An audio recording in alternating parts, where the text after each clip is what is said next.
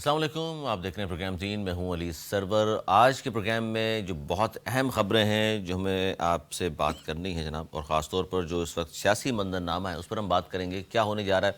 क्योंकि गुज़िश्ता 24 घंटों में PTI के बानी चेयरमैन को 2 सज़ाएँ 10 साल और 14 साल सुना दी गई हैं। 24 घंटे में 24 साल की सज़ा उनको हो चुकी है। आगाज़ यहीं से करेंगे।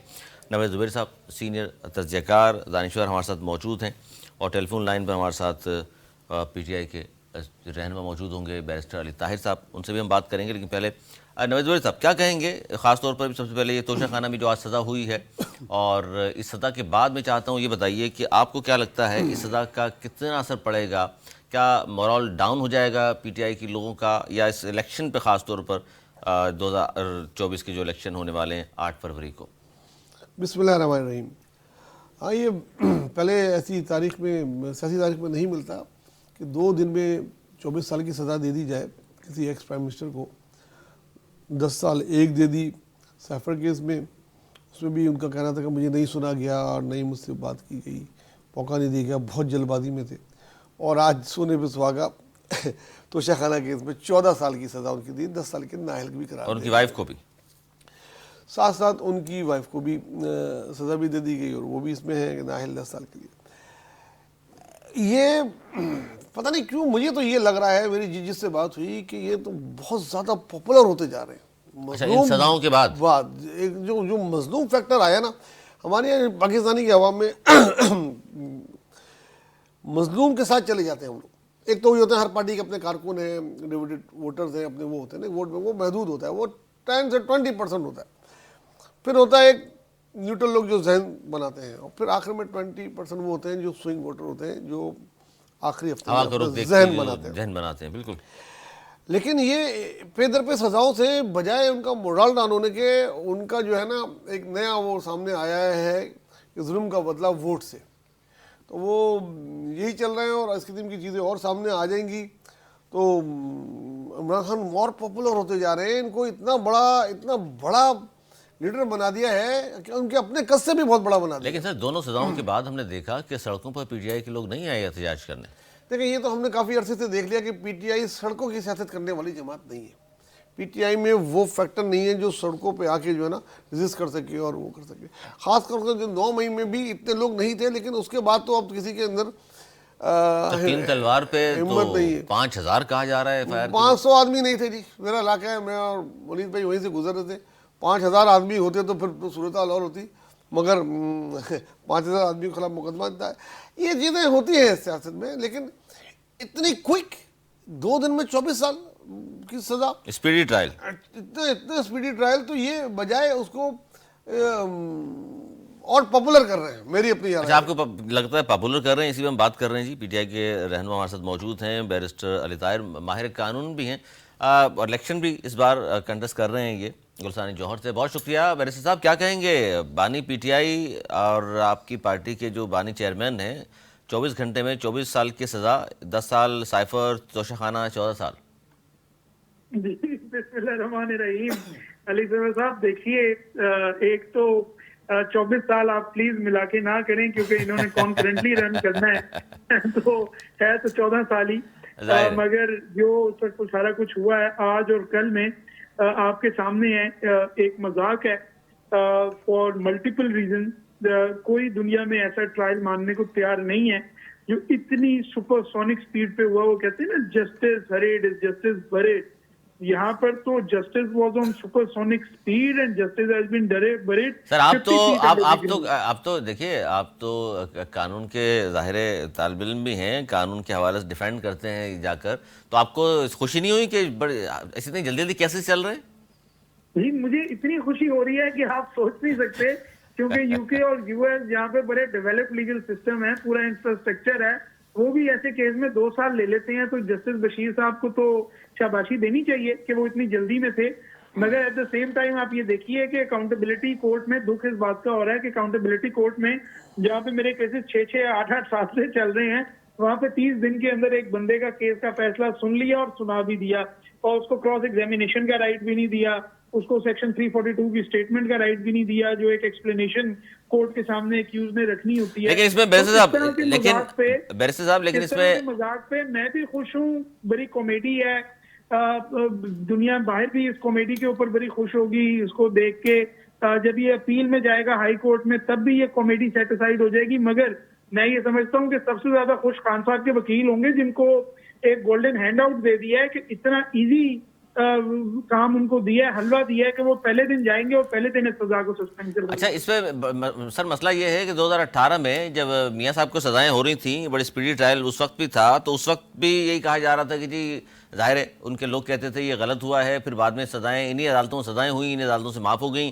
तो आप लोग भी इसका मतलब पूरी उम्मीद है कि इन्हीं अदालतों से सजाएं हुई हैं और इन्हीं से माफ़ भी हो जाएंगी?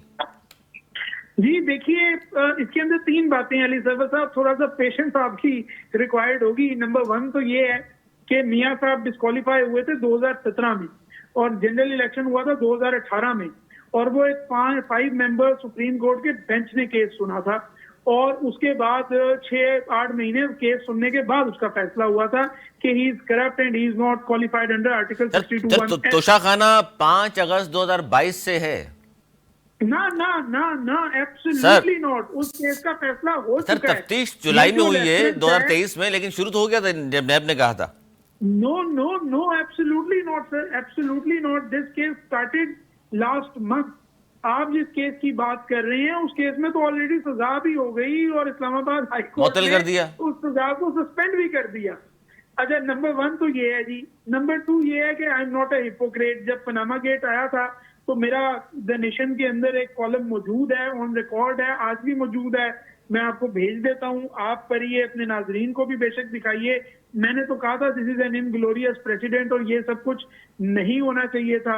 मगर एट द सेम टाइम मैं तीसरी बात ये भी कर दूं कि नवाज शरीफ जी के केस में, जिसमें वो एवनफील्ड अपार्टमेंट से उठकर आते हैं और यहाँ के कहते हैं मेरा एवनफील्ड अपार्टमेंट से कोई ताल्लुक नहीं, उस केस को इस केस से मिलाना मेरा ख्याल बहुत ज्यादा नहीं, मिला नहीं रहा सर। मैं तो क्यों सियासी हवाले से देख रहा था। अच्छा, अब नवीद बैरिस्टर साहब, आप सियासी हवाले से बात करना चाह रहे थे?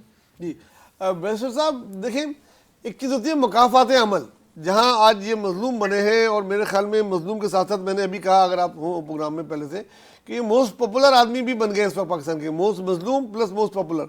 लेकिन वहाँ ये बातें भी हो रही हैं हर सतह पे, हर जगह पे, कि एक चीज़ मकाफात अमल है। बुशरा बीवी की सज़ा का हम सबको अफसोस है, लेकिन आपको याद होगा कि सारे सियासतदानों ने, सीनियर ने मना किया था इमरान खान को जब वो हुकूमत में थे 2018 से 19 के दौरान, कि आप ना गिरफ्तार करें, ये रिवायत मत डालें। उन्होंने फरियाल तालपुर को हॉस्पिटल से ले जाके चांदत के दिन अरेस्ट करवाया, मरियम बीबी को भी उन्होंने अरेस्ट कराया। आमतौर पे ऐसी मिसालें नहीं थी कि लेडीज, मतलब सियासतदानों के खानदान को बंद किया जाता। लेकिन आज जब इन पे ये गुजर रही है तो आपको कैसा महसूस हो रहा है कि ये अच्छी रिवायत है, ये बंद नहीं होनी चाहिए? जी जी, बिल्कुल बंद होनी चाहिए। मैं तो बड़ा कंसिस्टेंट इस प्रिंसिपल के ऊपर खड़ा हूं। लेकिन जनाब प्लीज जरा आप डिस्टिंग्विश करिए कि मरियम नवाज शरीफ साहिबा जलसों में तकरीरें करती थी, उनको खुद सियासत का शौक था, डॉन लीग से उनका नाम चल रहा था। ये खान साहब वाली बात तो बहुत बाद में आई। फरियाल तालपुर साहिबा खुद मिनिस्टर रही, उनके ऊपर इल्जामात और उस मिनिस्ट्री की करप्शन के थे। Bushra Bibi was not a part of politics, she was a housewife, she was a first lady, she did not have any executive power. तो मैं समझता हूँ कि अगर तो आप बात कर रहे होते जो है किसी कुलसूम नवाज साहिबा की, उनको जेल भेजा होता तो मैं कहता जी ये मकाफाते अमल है। नहीं तो सर, नहीं इसमें बैरिस्टर साहब देखिए बुशरा बीबी ट्रायल कर दिया, जेल में भेज दिया। सर पूरा पंजाब बुशरा बीबी कहा जाता चला रही थी। बुजदार को कौन लेकर आया, बुजदार को कौन लाया, पूरा पंजाब कौन चला रहा था, ट्रांसफर पोस्टिंग होती थी, मानिका साहब भी मुलविस थे, ये सारी चीजें तो है ना। अगर बुजदार को लेके आना क्रिमिनल ऑफेंस है और उसकी वजह से 10 या 14 साल दिया है तो आपको मुझे प्रोविजन बताइए, मैं आपकी बात मानने को तैयार हो जाऊंगा। बिल्कुल। मगर इस वक्त तो बात हो रही है कि क्या तोशाखाना में ये सजा दी जा सकती थी? बिल्कुल नहीं दी जा सकती थी। ना क्रॉस एग्जामिनेशन का हक दिया, ना सेक्शन 342 की स्टेटमेंट का हक दिया, वकीलों को साइफर केस में बार कर दिया, डिफेंस काउंसिल अपॉइंट कर दिए। और उसके बाद अगर आप क्वांटम देखिए, क्वांटम कहीं समझ ही नहीं आता। 14 साल मैन स्लॉटर, किसी को कत्ल करने की सजा 14 साल होती है भाई। ये तोशाक, ये नैब में कहा कि 14 साल की सजा आ गई, और फिर 787 मिलियन रुपीस का दोनों अक्यूज के ऊपर जो है वो फाइन लगा देना, 787 मिलियन रुपीस। मेरा ख्याल अगर आप जज बशीर साहब, इन्होंने 4 वजीर आजम उड़ाए हैं, आप जज बशीर साहब से जरा पूछ लें कि 787 सर तो जज तो बशीर कितने जीरो सर लगाने हैं, तो वो शायद आपको ना बता सकते। सर जज बशीर फैसले मेरा ख्याल अब इस मुल्क में जज- खत्म होने चाहिए, वो किसी भी पार्टी के खिलाफ सर हो। जज बशीर और साहब ये एक को ऐसा फैसला है एक्सटेंशन जो भी तो खान साहब ने दी थी। एक मिनट 15 मिनट, ये 15 मिनट स्टैंड अप नहीं करेगा। On the first date of hearing section 426 CrPC के तहत ये सस्पेंड हो गया। देखिए बैशर साहब, इन्होंने पहले भी सजाएं दी हैं। जब इमरान खान प्राइम मिनिस्टर थे तो जब इन्होंने सजाएं दी थी साबिक वजीर आजम को, तब तो इनको बहुत अच्छा माना गया था, इनको एक्सटेंशन दे दी थी बिल्कुल आपके लीडर ने, तब तो ये बहुत अच्छे थे। आज जब यही आदमी अपने कलम से जरा सा सुन ले प्लीज। जब यही जज अपने कलम से अब जब इनको सजाएं दे रहे हैं तो ये बुरा हो गया, तो या तो ये उस वक्त भी बुरा था या फिर ये इस वक्त भी बुरा नहीं है, तो ये दो जगह पे नहीं रखे ना। और देखिए मरियम बीबी ने भी कभी भी कोई वजारत नहीं उन्होंने होल्ड की, नहीं उन्होंने वो चीजें की थी, वो उनकी बेटी थी, बस उनको था कि नहीं इसको गिरफ्तार करना है। ये चीजें आपको अभी तक भी आपके दिल में है, वरना आप अगर कहते नहीं ये आगे नहीं होनी चाहिए तो मैं मान लेता आपकी बात, लेकिन आप लोग फिर अगर कभी दोबारा मौका मिला फिर वही करेंगे कि जरदारी बंद, नवाज शरीफ बंद, सारे बंद। देखिए मैं विद ड्यू रिस्पेक्ट आपको अपनी बात मनवाने नहीं आया, मैं सिर्फ अपना पॉइंट ऑफ व्यू देने आया हूँ। आप मानना चाहें ना मानना चाहें, विद ड्यू रिस्पेक्ट ये आपकी मर्जी है, मगर मेरी दरखास्त ये होगी कि आप दूसरों की एट्रीब्यूटेड स्टेटमेंट्स मेरे ऊपर एट्रीब्यूट ना करिए। किसी और ने कहा होगा, मैं तो यहाँ अपना जवाब देने आया हूँ, और मेरा जवाब ये है कि इन एनी इवेंट ये डिक्टेटेड फैसले कम होने चाहिए। जैसे मैंने आपको बताया कि मैं ऑलरेडी जब पनामा गेट का फैसला आया था, I am not a hypocrite, मैं उस वक्त इसके ऊपर लिख चुका हूँ। लेकिन आप ये नहीं कह सकते कि आज जो गलती हुई है ये ठीक हुई है, क्योंकि पहले कोई गलती हुई है। और अगर आप केसेस का मुआवजा करें तो मेरे ख्याल में जो ज्यादती आज और कल हुई है उसकी मिसाल शायद आज से फिर कई दहाइयों पहले जाके जुल्फिकार अली भुट्टो या मुजीबुर रहमान के केसेस के अंदर मिलती है। मियां साहब के साथ वो ज्यादती नहीं की गई जो खान साहब के साथ हुई है। अल्टीमेटली मियां साहब के पास एवनफील्ड फ्लैट्स थे। हाँ, मैं ये जरूर समझता हूँ कि किसी हाई कोर्ट या सुप्रीम कोर्ट के पास ये इख्तियार नहीं होना चाहिए कि करोड़ों लोगों का वोट लेके आने वाले को वो डिस्क्वालीफाई करें 5 लोग बैठकर, मगर there was some smoke there. अच्छा it is a very clear cut case of चले आगे चलते हैं, not of conviction. अच्छा आगे चलते हैं। 2 क्विक सवाल। एक तो बिलावल भुट्टो ने आज इस पे रद्द-ए-अमल जाहिर करते हुए बोला है कि हमें कोई खुशी नहीं हुई इस सजा पे, एक प्राइम मिनिस्टर को सजा हुई है, और उसकी बुशरा बीवी के लिए तो उन्होंने एक तरीके से मजम्मत वाली बातें की हैं। एक तो इस बयान को आप कैसे देखते हैं?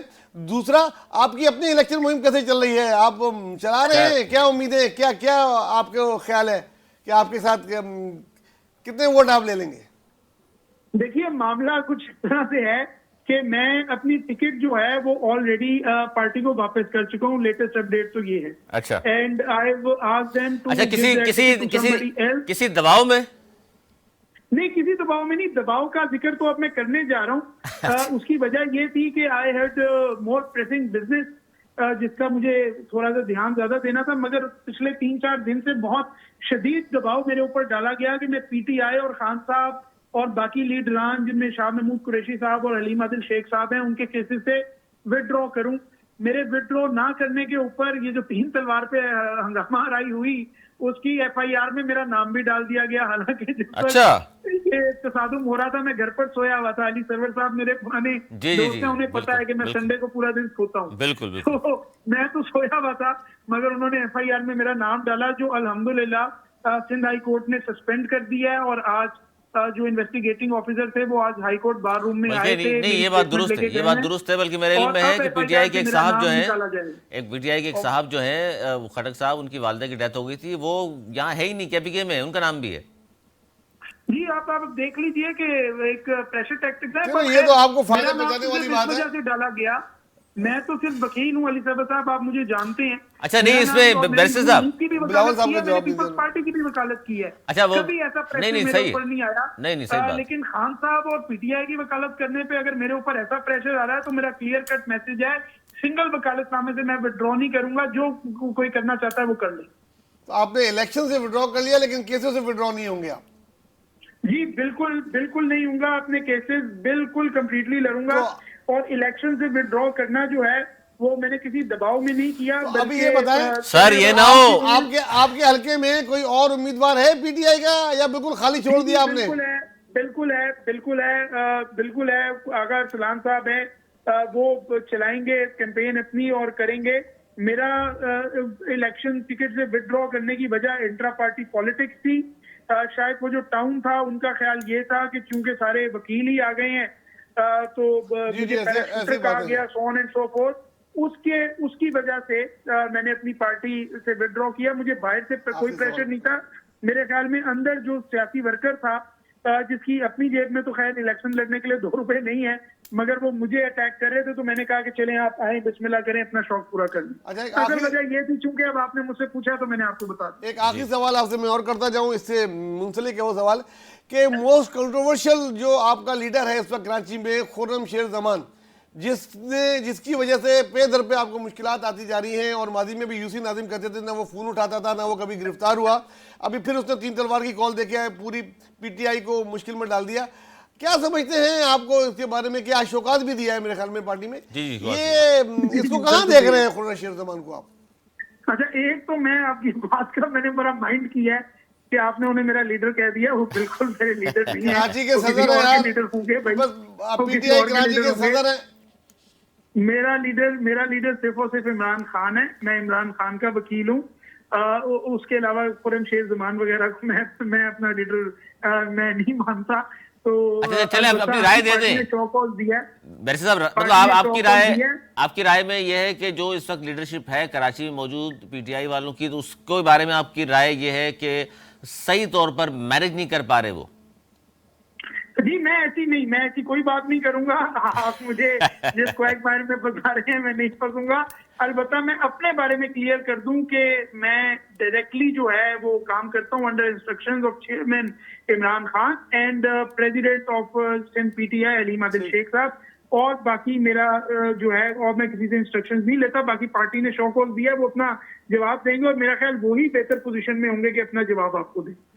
चलिए, बहुत शुक्रिया वैसा वक्त निकाला आपने, बहुत शुक्रिया आपका। अच्छा, ये जो बड़ी अहम बात ये की वैसे साहब ने, सर, ये जो पीटीआई के अंदर जो एक खलफशार है बार बार आपस में, तो इसका नुकसान नहीं होगा आप समझते हैं 8 फरवरी को? देखिए, पीटीआई ना हमेशा सारी साफी बरादरी कहती आई, उसको भी बुरा मानते थे ये सारे लोग। पीटीआई एक फ़ैन क्लब है, इमरान खान के गिर्द घूम रहा है ये फ़ैन क्लब। इनमें तंजीम नाम की कोई चीज़ नहीं है।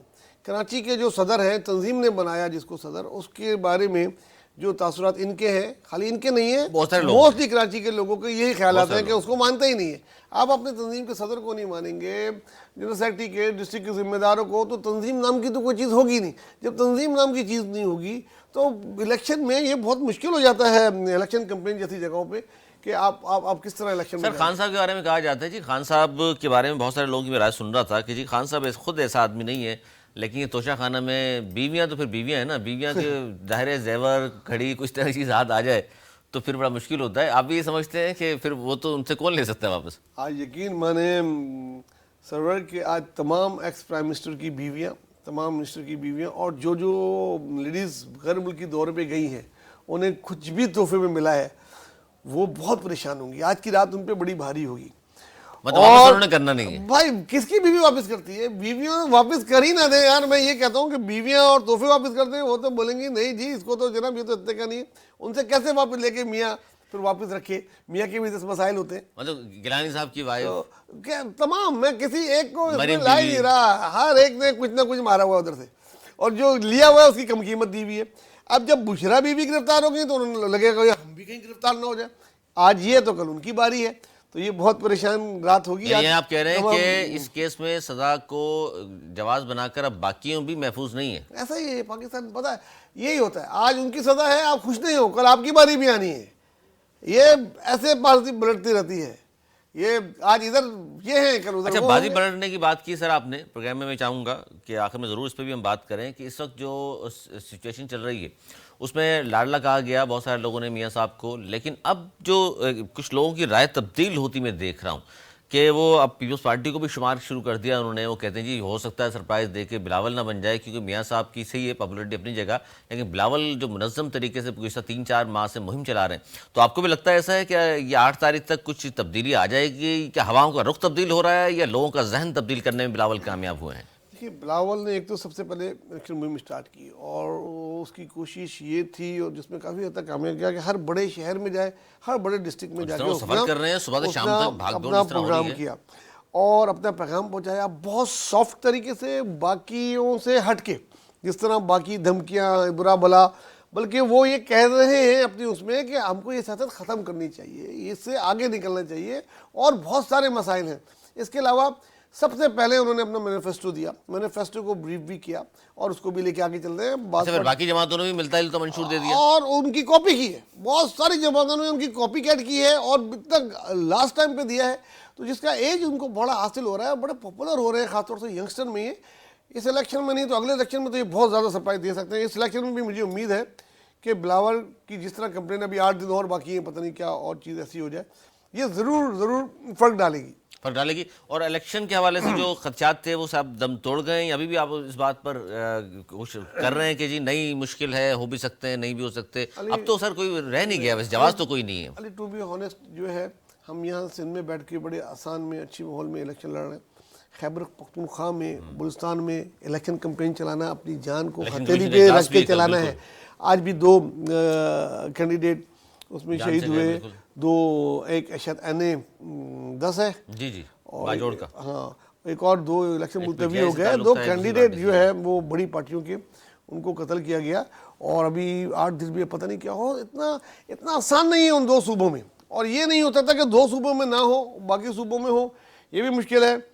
इलेक्शन होते नज़र आ रहे हैं, लेकिन फिर वही एक बैक उसमें है कि क्या पता कोई ऐसा बड़ा वाक़या ऐसा ना हो कि इसको तहस नहस कर दे। अल्लाह करे ऐसा ना हो, इलेक्शन हो जाए और पूरा मन हो, क्योंकि जिस तरीके से दिन करीब आ रहे हैं, इलेक्शन गर्म हो रहे हैं, लोगों में इतनी दिलों में चीज़ें लीडरान ने डाल दी है, एक दूसरे से नफरत, कि ये बहुत ख़तरनाक इलेक्शन नज़र आ रहा है। अच्छा जी, डॉक्टर महफूज यार खान साहब MQM पाकिस्तान के सीनियर रहनुमा हैं, पुराने सियासतदान हैं, बड़े बहुत सारे इलेक्शन लड़े भी उन्होंने, करीब से तमाम सियासत को जानते भी हैं। और इस वक्त कराची में जो कुछ हो रहा है, ख़ासतौर पर आज JUI यानी फजल रहमान साहब की पार्टी के 4 उम्मीदवारों ने MQM के हक़ में दस्तबरदारी का ऐलान किया, ये भी बड़ी अहम डेवलपमेंट है। बहुत शुक्रिया डॉक्टर महफूज यार खान साहब। क्या कहेंगे कि MQM पाकिस्तान 2013 की पोजीशन पे जो बार बार कहा जा रहा है आपकी पार्टी की जानिब से हम वापस चले जाएंगे और वही 20-22 MNAs, लेकिन 22 तो नहीं हो सकते, 18 में आपने कैंडिडेट खड़े किए हैं, कितने पूरी उम्मीद है? खासतौर पर पीपल्स पार्टी, मेयर भी उनका है, डिप्टी मेयर भी उनका है, और अब तो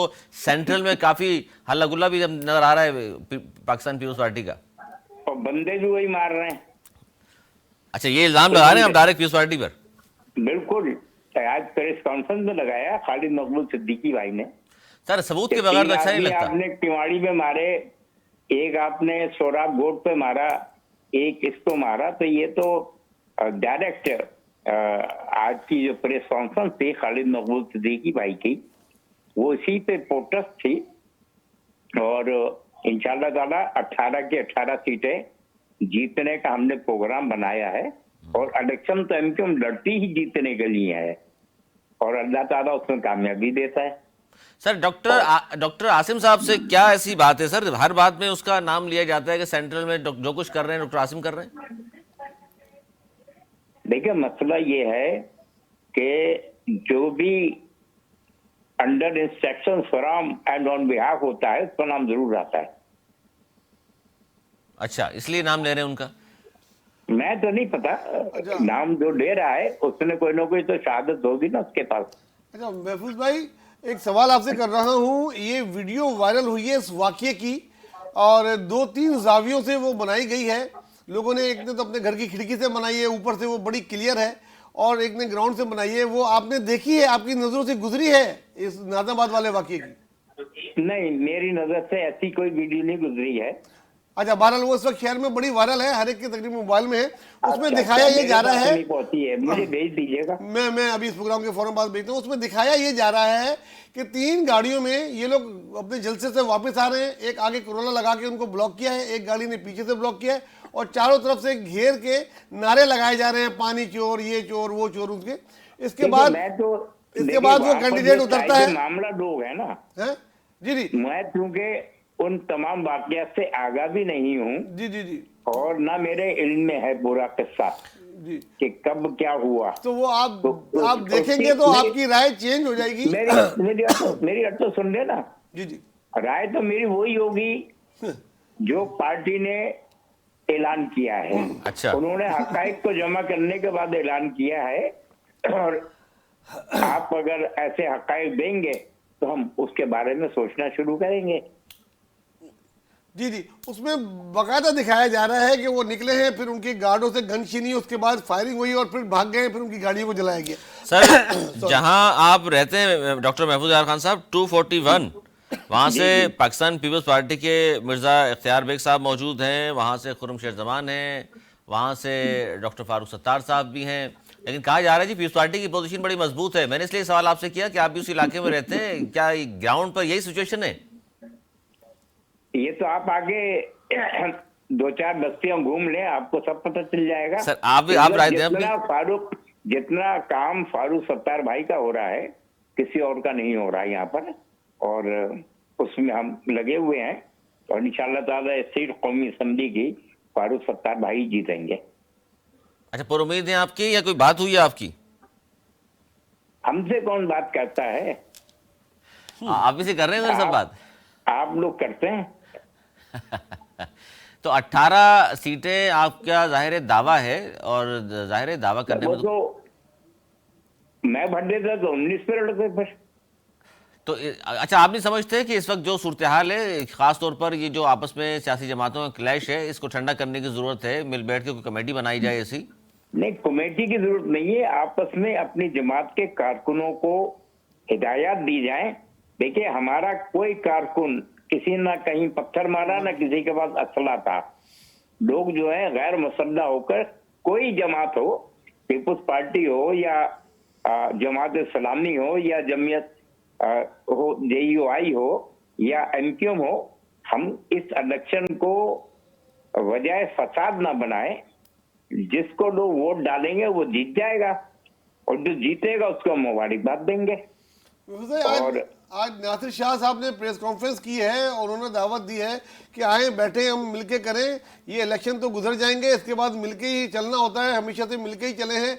एक कमेटी बनाई जाए जिसमें कि आइंदा ये वाकयात ना हो, किसी की जान नहीं जाए, इस किस्म की चीज़ों की बात की है। इसके जवाब अभी तक MQM की तरफ से आया नहीं, एक ये बात। दूसरी बात कि गुज़िश्ता हफ्ते कई पार्टियों के कॉर्नर मीटिंग पे और दफातर पे मुतवातिर हमले हुए हैं। मतलब खाली एक पार्टी नहीं, पीपल्स पार्टी PTI के हुए हैं और जमात इस्लामी पे हुए हैं और पीपल्स पार्टी, और सबका एक इल्ज़ाम जो है वो MQM पे ही है। ऐसा क्यों है कि किसी और पार्टी पे इल्ज़ाम नहीं आता, खाली एक ही पार्टी पे आता है? जो जीतने वाली पार्टी होती है ना, उसी के खिलाफ सब खड़े हो जाते हैं कि इसको घेर के मारो। अच्छा, ये बताइए सर कि एक तरफ तो खालिद मकबूल सिद्दीकी साहब, आपकी क़यादत मुसलसल कह रही है कि जी हमारे साथ जो सारी नाइंसाफ़ियाँ हो रही हैं, हमारे लोगों को शहीद किया पीपल्स पार्टी के दहशतगर्दों ने।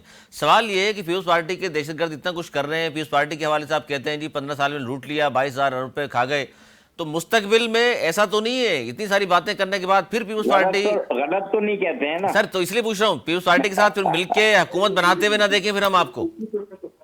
ये तो आने वाला वक्त बतलाएगा सर। दहशतगर्द भी हुकूमत बना रहा है। सर, दहशतगर्द भी कहें आप, सब कुछ कहने के बाद फिर पीपल्स पार्टी से वजारतें ले लें आप। मेरी अर्थ तो सुन लेना, ये आप जो तमीज बांध रहे हैं ये बस ये मुनासिब नहीं है। इंतखाबात हो जाने दीजिए, इंतखाबात का रिजल्ट आ जाने दीजिए, फिर वो आप अगर ये गुफ्तगू करेंगे तो हम कोई राय देने की पोजीशन में होंगे। नहीं, मैंने इसलिए पूछा कि इतनी बातें जब कर देता है आदमी तो फिर तो जाहिर है साथ तो नहीं चल सकते। ये आप उन लोगों से पूछिए ना जो फ्रंट पर हमारी जमात में काम कर रहे हैं, वो सही राय दे पाएंगे। अच्छा, आपकी जाती राय क्या है? मेरी जाती राय ये है कि इंतखाबात पुरअमन तरीके से होने चाहिए। तो आपकी जाती राय ये है कि पीपल्स पार्टी के साथ ना चला जाए? ये तो आप मेरे मुंह में तो ना ढोसिए ना। पीपल्स पार्टी चलने का लायक कहाँ है जो उसके साथ चला जाए अब? अच्छा, इस बार इसका मतलब पीपल्स पार्टी की हुकूमत नहीं देख रहे सिंध में आप? मुझे तो नजर नहीं आ रही है। देखिए, जिस तरह बिलावल ने आज जलसे में कहा कि हमारी कुछ भी हो जाएगा, हम नून लीग के साथ इत्तेहाद नहीं करेंगे, लेकिन कोई भी एमक्यूएम का लीडर ये कहने को तैयार नहीं कि हम इलेक्शन के बाद पीपल्स पार्टी के साथ इत्तेहाद नहीं करेंगे। वो आपकी तरह का गोल मोल जवाब दे देते हैं। देखिए, कोई हम भी तो कैटेगोरिकली एक दफा ये बोलते नहीं है, जब बोलना नहीं है। ओपन है ना जी। इलेक्शन से पहले हुआ है, मुस्लिम लीग नून के साथ इलेक्शन से पहले इत्तेहाद की बात हुई है ना। तो जब मुस्लिम लीग नून और एमक्यूएम, जमीयत उलमा इस्लाम, ये वो जमातें जो आपस में एक अमांगी और अंडरस्टैंडिंग रखती हैं। जैसे आज जमीयत अहले हदीस के लोगों ने विड्रॉ किया है एमक्यूएम के उम्मीदवारों के हक में, तो उनकी ये बड़ाई है और उन्होंने एमक्यूएम की चीजों को सामने रखते हुए किया है। तो आप बहरहाल मरकज में कोई ये कहने को तैयार नहीं है कि किस पार्टी के साथ आप जाएंगे। अगर नून लीग की जगह पीपल्स पार्टी हुकूमत बन रही होगी तो आप उनके साथ भी जाएंगे, अगर नून लीग की बन रही होगी तो आप उनके साथ भी जाएंगे। मतलब किसी जगह पे आप लोग खड़े हुए नहीं मेरी हैं। बात समझ लीजिए, हमारी जमात में फैसले होते हैं राब्ता कमेटी की बुनियाद पर। जब इंतखाबात हो जाएंगे, रिजल्ट आ जाएंगे, राब्ता कमेटी का इजलास होगा, उसमें जो फैसला होगा उसकी सब पाबंदी करेंगे। उसके बाद जाती और इनफरादी जो सोच है वो खत्म हो जाती है। इसीलिए तो सारे तजिया निगार आपसे ये दरख्वास्त करे जा रहे हैं कि इतने आगे तक नहीं जाए किसी के मुखालफत में कि कल को उन्हीं के साथ बैठना पड़े। बिल्कुल। बंदे पीपुल्स पार्टी बंदे मारती रहे, हम उनके खिलाफ एहतजाज भी ना करें। तो सर ऐसी बातें करने के बाद फिर इत्तेहाद हो जाता है, फिर लोग कहते हैं कल तक तो कह रहे थे कातिल है, ये दहशतगर्द हैं। भाई तो वो लोग जो अमन की बात कर रहे हैं, उनके दहशतगर्द और उनके कातिल आज से थोड़ी लोगों के सामने बहुत अरसे से हैं। तैयारी के अगवा से लेके और आज तक, और यहाँ पर पोर्ट के रॉकेट मारने से और दीगर जगहों पे करने, सब तो सामने है ना चीजें। हम कोई नई बात तो कह नहीं रहे। फिर भी एमक्यूएम उनके साथ जाती है, हम भी कोई नई बात नहीं कह रहे। हम भी बहरहाल ये पता नहीं कब तक सिलसिला चलता रहेगा। पानी देखिए, जिस तरह पानी अपना रास्ता बनाता है ना, एमक्यूएम भी इंतखाबात जीतने के बाद अपना रास्ता खुद मुतय्यन करती है राब्ता कमेटी के मशवरे से। मतलब इक़्तिदार के लिए एमक्यूएम खुद ही रास्ता बना लेती है, कोई भी पार्टी हो। अब इख्तिदार हो या हस्ब इख्तिलाफ हो, हमें दोनों के मजे आते हैं। अच्छा, दोनों के मजे आते हैं। बहुत शुक्रिया डॉक्टर महफूज यार खान साहब, बड़ी दिलचस्प जवाब दिया उन्होंने और ज़रा तफन्नुन हमने भी सवाल किया उनसे। लेकिन मुझे याद नहीं कि कभी ये अपोजिशन में लॉन्ग टाइम में किसी फेडरल गवर्नमेंट में बैठे हूँ। सर ये जो दावा आप बार बार किया जा रहा है एमक्यूएम की तरफ से, आप क्या समझते हैं कराची में 18 सीटों पर अगर एमक्यूएम मौजूद है, 18-19 सीटों पर, और सबके सब सीटें जहाँ जहाँ से वो खड़े हुए हैं बासानी जीत जाएंगे, ये कोई कांटे का मुकाबला लग रहा है आपको? देखिए महफूज जो एमक्यूएम के तमाम एमक्यूएम है, जाहिर सी बात है वो उनका तो कहना बनता है। लेकिन हम तजिया निगार जब हम पेपर पर नज़र डालते हैं और शहर पर नज़र डालते हैं तो इनकी मुश्किल मुझे 8 सीटें नज़र आ रही हैं। 18 के नहीं, 8 सीटें इनकी मुश्किल नज़र आ रही हैं। अच्छा। जो जैसी कंपेन इनकी चल रही है और जितना इनकी कॉर्नर मीटिंग में है, लोग पसंद नहीं कर रहे हैं। और अगर आवाज़ लंदन से आ गई, जिसका इनको सबसे ज़्यादा डर है बाइकाट का या किसी और की हिमायत का, तो ये कहाँ खड़े रह जाएंगे इनको अच्छी तरीके से पता है। तो 18 सीटें तो बहुत दूर की बात। पुरानी तक वो कह रहे हैं कि जी ये अजीम और शान जो जलसा किया हमने, उसके बाद भी आप ऐसी बातें कर रहे हैं। देखिए वो अजीम शान जलसा आपको भी पता है, हमें भी पता है, उसमें 3 करोड़ की आबादी में से उसमें कितने लोग थे।